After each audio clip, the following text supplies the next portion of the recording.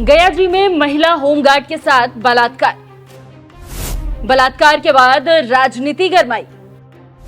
भिड़ गए चिराग और जेडीयू प्रवक्ता। क्या चिराग एनडीए से बगावत करेंगे?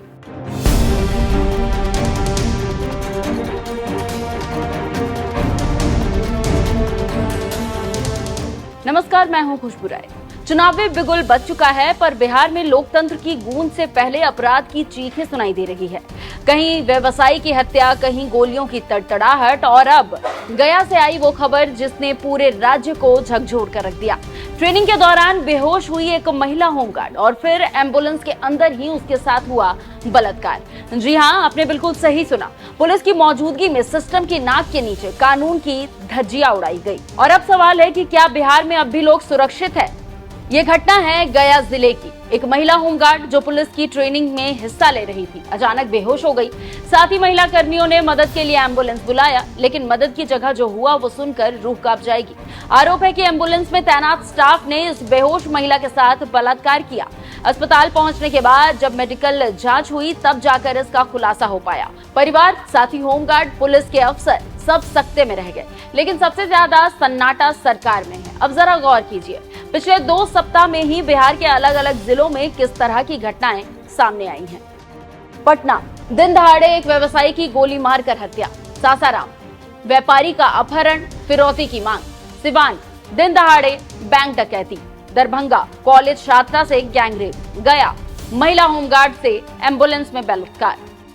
क्या ये आंकड़े बताते हैं कि बिहार में अब अपराधियों का राज चल रहा है? क्या नीतीश कुमार की सुशासन बाबू वाली छवि अब धुंधली हो चुकी है? क्योंकि अगर एम्बुलेंस, जो आपातकाल में जिंदगी बचाने का जरिया होता है, वहां भी बलात्कार हो जाए तो कल्पना कीजिए कि बाकी का क्या हाल होगा। इस घटना के बाद विपक्ष हमलावर है ही, लेकिन सबसे चौंकाने वाला हमला चिराग पासवान की तरफ से आया। एनडीए के सहयोगी लोक जनशक्ति पार्टी रामविलास के प्रमुख चिराग पासवान ने एक ट्वीट में नीतीश सरकार पर सीधा प्रहार किया। उन्होंने लिखा कि हम उस सरकार का हिस्सा है जिसका इकबाल खत्म हो चुका है।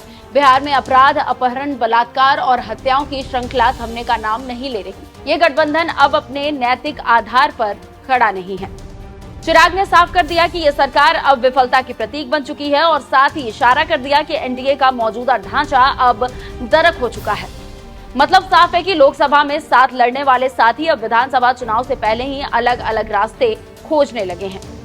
तो आप समझ सकते हैं कि क्या चल रहा है और एनडीए के सहयोगी अपने ही सहयोगी पर हमला क्यों कर रहे हैं। लेकिन इससे जेडीयू कैसे चुप रहती?